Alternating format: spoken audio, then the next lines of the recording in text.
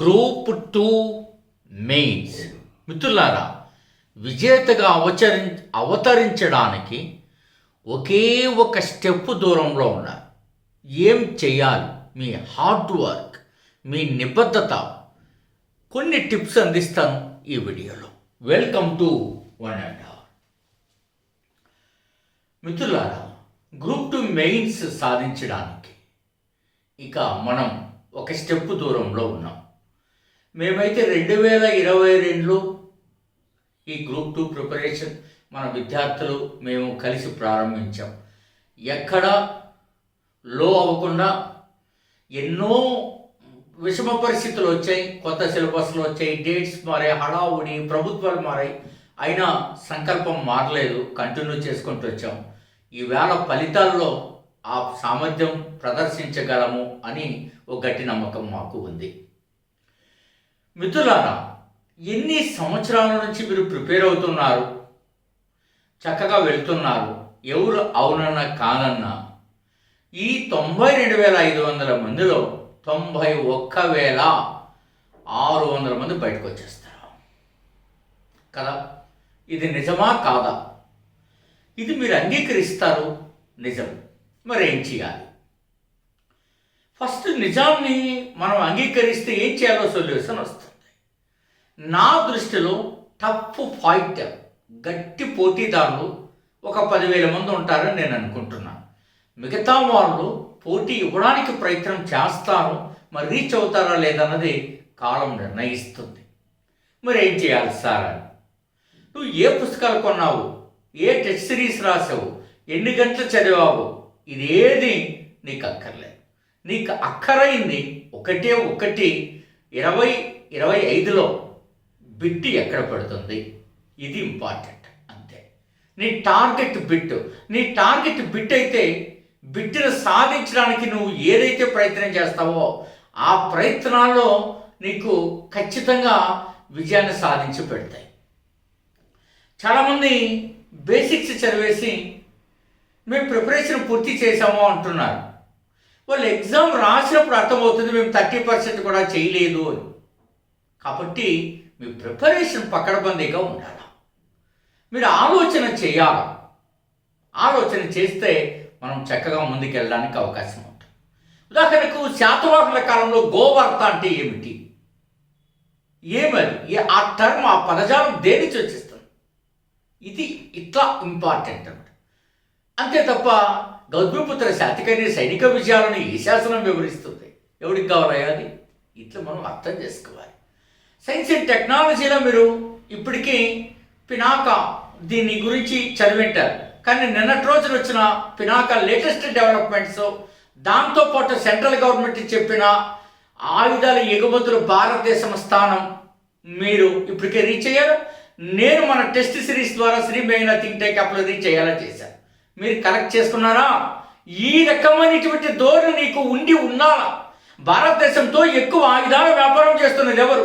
దిగుమతి చేసుకునే స్థాయి నుంచి ఎగుమతి చేసే స్థాయికి భారతదేశం ఎదిగిందని నరేంద్ర మోడీ ప్రభుత్వం మనకు కొన్ని గణాంకాలు రిలీజ్ చేసి కరెక్ట్ చేసుకున్నారా?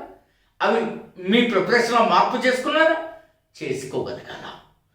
గట్టిగా మీరు ప్రయత్నం చేయాలి. అర్థమవుతుందండి. మీరు ఎప్పుడైనా సృజన అనే పోర్టల్కి వెళ్ళారండి? మీరు వెళ్ళరు. హడావుడిగా మార్కెట్లోకి వెళ్ళడం, పుస్తకాలు కొనుక్కోవడం, చదవడం. మిమ్మల్ని నేనేం అనట్లేదు, మీకున్న పరిస్థితులు అలాంటివి. మీకు 1000 పేజీలు బుక్ ఉంటేనే అంత అది కంటికి, లేకపోతే మీరు చదవరు, ముట్టుకోరు పుస్తకాలని. ఏది వాస్తవంగా కళ్ళు తెరిచి మెదడుతో ఆలోచన చేసి మీరు తీసుకునే విస్పష్టమైన నిర్ణయమే నేను గ్రూప్ 2 విజేతగా మారుస్తుంది.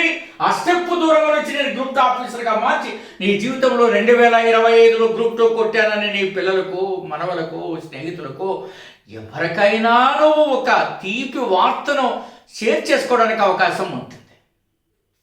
రెడీగా? చాలామంది సైన్స్ అండ్ టెక్నాలజీ అంటే ఫిజిక్స్, కెమిస్ట్రీ, బయాలజీ అంటున్నారు. బయాలజీ ఎక్కడ ఉందిరా? ఎకాలజీ అనే పదం వాడితే అది బయాలజీనా? మీకు ఏం అర్థం చేసుకుంటున్నారో నాకు ఇప్పటికీ అర్థమే కాలేదు. ఇండియన్ సొసైటీలో కూడా ఇట్లాగే కుటుంబం ఉందని చెప్పి కుటుంబం రకాలు, వివాహం ఉందని వివాహం రకాలు అన్నీ చదివినటువంటి చరిత్ర మనది. అందుకనే ఇండియన్ సొసైటీలో దొక్కేశాడు ఏపీఎస్సి.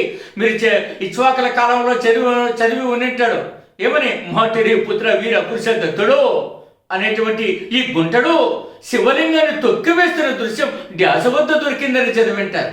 అట్లా మిమ్మల్ని ఏపీఎస్సి ఇనప పాతాల కింద తొక్కేసింది ఇండియన్ సొసైటీలో. అట్లా మరొక్కసారి ఏమైనా అనుభవం కావాలా మీకు? ప్లీజ్ మారండి. మీరు ఎనఫ్ టైం ఉంది మీకు.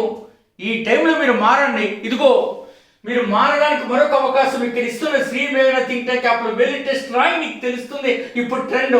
ఇక్కడ ఇచ్చినటువంటి వాట్సాప్ నెంబర్కి పెట్టు మెటీరియల్ పెడతారో ఆ రకంగా ఉండాలా. మీకు సింప్లిఫై చేసి రాసేసి ఈజీగా ఉంది అనద్దండి. ఆ బిట్లు తీర్చుకోవాలా, రాసుకోవాలా. ఒక లైన్లు అంటే దూల తీరిపోతుంది. ఏదో సింప్లిఫై చేసేస్తే కాదు, 30 సంవత్సరాలు కడుపు కట్టుకొని నిద్ర ఆపుకుని ఇంకా చెప్పాలనుకో తర్వాత చెప్తాను. అట్లా చేసేటువంటి ప్రయత్నం ఇవన్నీ నేను ఊరికి ఎప్పుడు దుబ్బకు రాలేదు. అట్లాగే నువ్వు ప్రయత్నం చేయాలా. ఎకానమీలో మీరు ఇంకా మీరు ఎంఏ ఎకనామిక్స్కి వెళ్తున్నారండి. ఎకానమీలో మీరు జనరల్గా చదవండి. అంటే గ్రూప్ 1 ప్రిలిమ్ పేపర్ కూడా వచ్చింది కదా.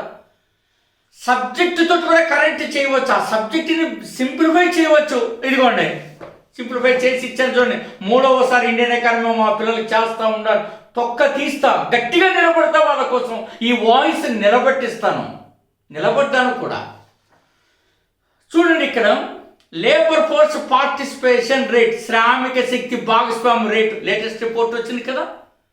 ఆ రిపోర్టులో గ్రామీణ పట్టణ ప్రాంతాలు స్టాటిస్టిక్స్ నీకు అక్కర్లా, కానీ స్టాటిస్టిక్స్ ద్వారా వచ్చిన నీ అబ్జర్వేషన్ ఒక సెంటెన్స్లో అడుగుతాడు.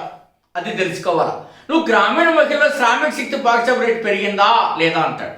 కానీ కుల గణన అనేటువంటి టాపిక్ విస్తృతంగా చర్చకు వస్తున్న నేపథ్యంలో ఆ గ్రామీణ మహిళలో ముస్లిం మహిళలో ఈ శ్రామిక భాగస్వామ్య శక్తి రేట్ ఎట్లా ఉంది చూడ. ముస్లిం మహిళలు, హిందూ మహిళలు, సిక్కు మహిళలు, క్రైస్తవ మహిళలు. ఇది కొత్త ట్రెండ్ కాదా? ఈ ట్రెండ్ చదువుకోవాల్సిన అవసరం లేదా? ఈ రకంగా మనం చదువుకోవాల్సిన అవసరం లేదా? ఖచ్చితంగా ఉంది. మనం చదవాలా. ఇది ఎక్కడ దొరుకుతుంది? వెళ్ళండి. ఇది statistics programme and implementation, Ministry of Statistics programme and Implementation ఉంది కదా. ఆ గణాంక మంత్రిత్వ శాఖ పరిధిలోకి వెళ్ళి ఇన్ఫర్మేషన్ తీసుకోవాలా. మీరు బయట పుస్తకాలపైన ఆధారపోయి రెడీమేడ్గా ఉన్నాయంటే మన జీవితాలు కూడా తెల్లారిపోతున్నాయి. వాడికి ఏమిటి అంత ఇంట్రెస్ట్ రాసేవాడికి, నీకు బిట్టు రావాలని రాసేంత ఇంట్రెస్ట్ వాడికి ఏముంటుంది? నువ్వు తీసుకోవాలా ఇంట్రెస్ట్. ఎందుకు? నువ్వు రాస్తున్న ఎగ్జామ్ నీదా బాధ్యత. నీకుండాల పట్టుదల, నీకుండాల ఆలోచన, నీకుండాల అలజడి, నీకుండాల నేను బాగుపడాలని. అంతే తప్ప ఎవడో పుస్తకం రాసినోడికి ఎందుకు ఉంటుంది అంత బాబు? నువ్వు చూసుకోవాలా, నువ్వే చూసుకోవాలా. అదేదో సినిమాలు అన్నట్టు అర్థమవుతుంది. ఇది చాలా ఇంపార్టెంట్ అండి. నేను విషయం చెప్పడానికి కూడా ఇదే కారణం. మీరు ఇంకా మారడం అంటే ఎవరేం చేస్తారు చెప్పండి సార్? ఎవరేం చేయరు అన్న. ఫస్ట్ టైం నేను మిమ్మల్ని సార్ అని పిలుస్తున్నా. ఎవరు మిమ్మల్ని మారుస్తారు? నేను అనేక విషయాలు చెప్తూనే ఉన్న వీడియోస్ ద్వారా బుర్రకెక్కదు. మనకి ఎంతసేపు ఎక్కడ పాఠం దొరుకుతుందా, ఎక్కడ సొల్లు దొరుకుతుందా, ఇదే పంచాయితే. కూర్చొని ఎవరైనా ఫ్రీగా వీడియోలు పెడుతుంటే దాని వెంట పడతారు. ఏమిటి ఎందుకు పెడతారండి ఫ్రీగా వీడియోను? అంటే ఎక్కడో తమ నైపుణ్యం ప్రదర్శించడానికి పెడతారు. ఫుల్గా ఎవరు పెట్టరు కదా. మరి ఫుల్గా మీరైతే చదవాలి కదా. మీరెందుకు జాగ్రత్తలు తీసుకోరు? ఎవరైనా అట్లా చెప్తే మీకు కోపం, ఎందుకు ఇలా మాట్లాడుతున్నారని మీకు ఎంత లేని బాధ వస్తుంది. కానీ ఎన్ని రోజులైనా నిరుద్యోగులుగా ఉండటానికి ఇష్టపడతారు తప్ప ఒకే ఒక్కసారి దాన్ని క్లియర్ చేద్దామన్న బాధ మీకు లేకపోతే ఎలాగండి? నేను ఒక మాట చెప్పనండి, నా జీవితం నుండి వచ్చిన అనుభవం. మనం ఎవరా ఇంట్లోనైనా మరణిస్తే మనం భారతదేశంలో ఎక్కడైనా సరే ఒక పద్ధతి ఉంది. చాలా దేశాల్లో ఉంది, ఒక ఇండియాలోనే కాదు. చీకటి పడేలోగా మనం ఆ దహన కార్యక్రమాలు పూర్తి చేయాలని. ఎందుకు? ఆ శవం పార్థివ దేహం ఇంటిలో ఉంటే మనకంత దుఃఖం కలుగుతుంది, ఆ బాధ వేస్తుంది, అందరం డల్లుగా అయిపోతాం, ఇంకా దెబ్బతింటాం. అందుకనే ఆ దహన కార్యక్రమాలు వెంటనే పూర్తి చేయమంటారు. కాంపిటేటివ్ ఎగ్జామ్ కూడా అలాంటిది, ఒక శవం లాంటిది. దాన్ని ఎంత తొందరగా క్లియర్ చేస్తే మనకు అంత మంచిది, మనం అంత సక్సెస్ లేక వస్తాం. మళ్ళీ నీకు ప్రిలిమ్ రాసి ఓపుకుందాం మిత్రమా, మళ్ళీ మెయిన్స్ కోసం వెయిట్ చేసే ఓపుకుందాం మిత్రమా. ప్రభుత్వాలు ఏపీఎస్సీ ఆడే ఆటలో అరటిపండు కాదలుచుకున్నావా నీవు? తొక్కేస్తుంది కాలం మిమ్మల్ని. అందుకనే కాలాన్ని అధిగమించు, నీ ఆలోచన అధిగమించు, నీ ప్రయత్నాల సంఖ్యను నువ్వు తగ్గించు, పట్టుదల పెంచుకో, విశ్వాసం పెంచుకో. బిట్టి ఎలా వస్తుందో సరైనటువంటి వ్యక్తుల వద్ద రాష్ట్రంలో ఉన్నారు. అట్లాంటి వ్యక్తులు వాళ్ళ వద్ద చదువుకోండి, వాళ్ళ వద్ద వినండి, అప్పుడు మీకు సరైనటువంటి వస్తుంది. రాపోర్ట్ పెంచుకోండి, కోఆర్డినేషన్ ఉండండి, అప్పుడు మీరు సక్సెస్ అవుతారు. సరి అయినటువంటి మెటీరియల్ నీ దగ్గర ఉండాలి, ఇంక ఏదీ లేదు. గ్రూప్స్ రాస్తున్నామంటేనే నువ్వు మేధావి కింద లెక్క పెట్టుకోవాలా. ఇతరులతో పోలిస్తే నీకు చదువు ఉంది, జ్ఞానం ఉంది, కష్టపడాలన్న ఆశయం కూడా ఉంది. ఏమీ నిన్ను తక్కువ చేసేది లేదు, అన్నీ ఉన్నాయి. నీకు సరైనటువంటి మెటీరియల్ లేదు, ఇది సమస్య. ఫస్ట్ ఈ సమస్యను పరిష్కరించుకో, అప్పుడు చక్కగా వస్తుంది. అర్థమవుతుందా నేను ఏం చెప్తున్నాను? చాలా వీడియోస్లో కూడా నేను ఈ విషయాన్ని మీతో చెప్పాను. నేను ఈ సమస్యను పరిష్కరించడానికి మీకు అందరికీ తెలుసు. చాలాసార్లు 80 మూల గ్రంథాలను తీసుకొని చెప్పాను. మీకు అన్నీ చూపించలేను, కానీ ఒక సెట్ ద్వారా నేను చూపిస్తాను. అర్థమవుతున్న మిత్రులారా, ఇలా తయారు చేసుకోవాలా, ఇలా చదువుకోవాలా, ఇది నేను చేసిన ప్రయత్నం. మన పిల్లల కోసం సక్సెస్ అవుతారు గ్యారంటీగా. బాధ తీసేశాను. అట్లాగే మీరు రైట్ నౌ నుంచి మిమ్మల్ని మీరు టెస్ట్ చేసుకోవడం ప్రారంభించండి. ఒక టెస్ట్ చేస్తే ఆ కాన్సెప్ట్ అవగాహన ఎలా ఉందో నీకు తెలుస్తుంది.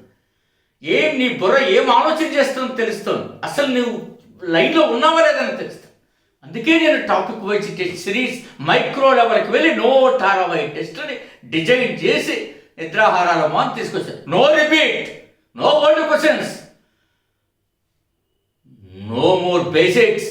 బయట పుస్తకాలు ఇంకా అసలే ఉండదు, అంత పట్టుదలగా పూర్తి చేస్తాం.